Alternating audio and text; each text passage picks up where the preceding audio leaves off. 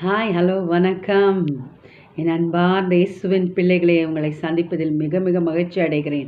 இன்றைக்கு கர்த்தராகிய ஆண்டவர் சொல்லுகிறது என்னவென்றால், மார்க்கு 2ஆம் அதிகாரத்தை நாம் திரும்பவும் தொடரப்போகிறோம்.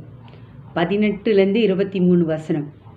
என்ன நடக்கிறது என்றால், கர்த்தர் பாவிகளுக்காக நான் வந்தேன், அவர்களை விடுதலையாக்க வந்தேன் என்று சொன்னார் அல்லவா போன வசனத்திலே.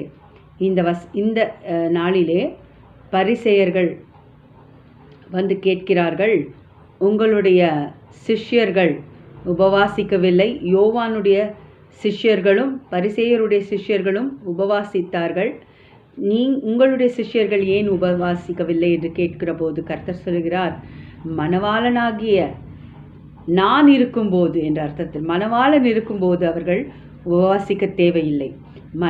மணவாளன் ஒரு நாள் எடுபடும் நாட்களிலே அவர் உபவாசிப்பார்கள்.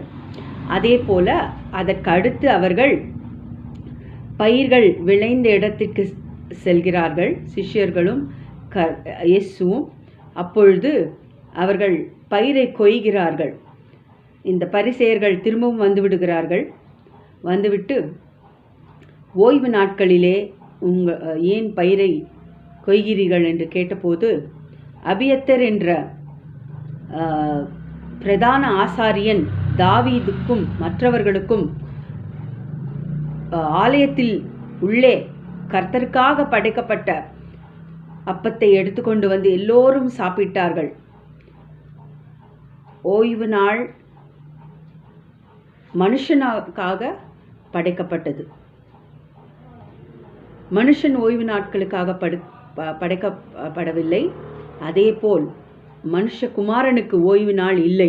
எல்லா நாளிலும் கர்த்தருக்காக கர்த்தரிடம் காத்திருந்தால் அவர் வருவார், அவர் பதில் கொடுப்பார் என்ற அர்த்தத்தில் ஓய்வு நாள் கர்த்தருக்கு கிடையாது. அவர் உறங்குவதும் இல்லை, தூங்குவதும் இல்லை அல்லவா.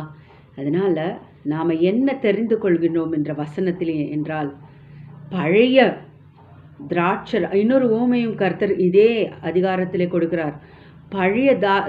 பழைய துருத்தியில் புதிய திராட்சை ரசத்தை யாரும் ஊற்ற மாட்டார்கள், கோடி துண்டை பழைய துண்டில் யாரும் சேர்க்க மாட்டார்கள், இரண்டுமே பாழாகிவிடும். இப்படி கர்த்தர் பல ஊமைகளை இந்த அதிகாரத்திலே சொல்லுகிறார். நமக்கு ஓய்வில்லாத நம்மோடு இருக்கிற நம் தேவனுக்காக ஸ்தோத்திரம். எப்போதும் உறங்காமல் நமக்காக காத்து கொண்டிருக்கிற தேவனுக்காக, நம் மணவாளனுக்காக ஸ்தோத்திரம் சொல்லுவோம்.